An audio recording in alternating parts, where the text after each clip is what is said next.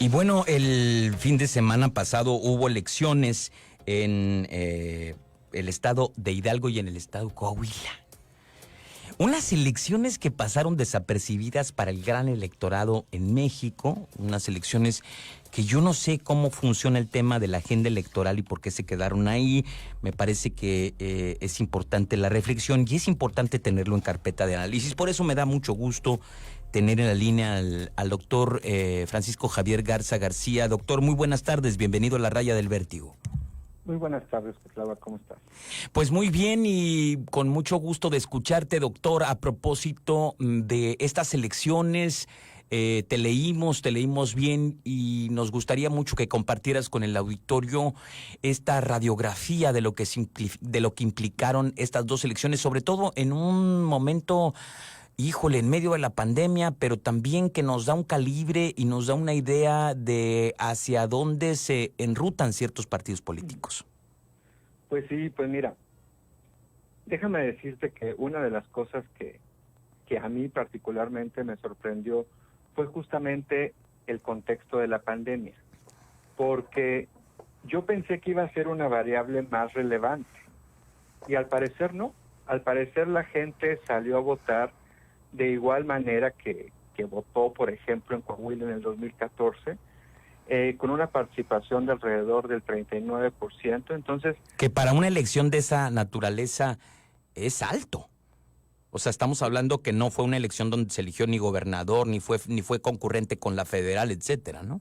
Así es, bueno, cuando son concurrentes se eleva a 60%, una cosa así. Entonces, en este caso, pues fue cerca del 39%. La pandemia pareciera que no fue como una gran variable que afectara la participación de la gente. Y bueno, entre otras cosas, pues los datos quizá a destacar, pues que el PRI se consolida, ¿no? Como fuerza, particularmente en relación a la estructura que tienen dichos estados. Hay que recordar que son estados particularmente priistas. O sea, eso es importante, doctor. Estamos hablando de dos estados que tienen una tradición, digamos, como bastiones priistas. Así es. Y en los que no ha habido una transición democrática, ¿estoy correcto? Así es. Bueno, sí hubo algunos cambios con el impulso que arrastraba Morena en las elecciones federales, digamos, que eso hizo que cambiara un poco el panorama. Entonces sí perdió algunos puestos, pero ahora lo retoma, ¿no? Ahora, sin esta inercia de Morena, sin esta inercia del presidente, digamos, de Andrés Manuel López Obrador como líder del partido de Morena, pues ahora la situación cambia. Ahora, también hay que mencionar que Morena ha venido teniendo muchas dificultades últimamente, ¿no? Tanto en la dirigencia nacional, pues ahí están los conflictos que han tenido, como en algunas dirigencias estatales. Entonces, bueno, pues más bien yo digo que esta votación, porque sí hubo un aumento en la votación hacia el partido de Morena, pero más bien me parece que es la inercia del propio partido lo que hizo que obtuviera un avance que me parece, desde mi punto de vista, en bastiones priistas, que es significativo, ¿no? Morena en Coahuila se consolida como segunda fuerza al obtener alrededor de un 19%, y en el caso de Hidalgo, pues logró obtener más municipios que los que tuvo en la elección pasada, ¿no? Estamos hablando de alrededor de 6 municipios que obtuvo en Hidalgo. ¿En el caso de Hidalgo es también segunda fuerza? No, ahí se queda todavía por debajo. ¿Quién sería la tercera fuerza en Coahuila?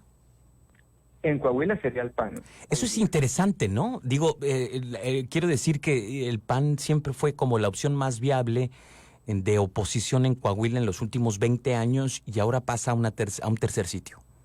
Y bueno, es importante porque el PAN, el gran perdedor de estas elecciones fue el PAN. Eso no queda ninguna duda sobre ello. ¿A qué lo atribuyes, doctor? ¿A falta de oferta política, falta de líderes visibles? ¿Cuál sería tu análisis en relación con este desplazamiento de Acción Nacional al tercer lugar?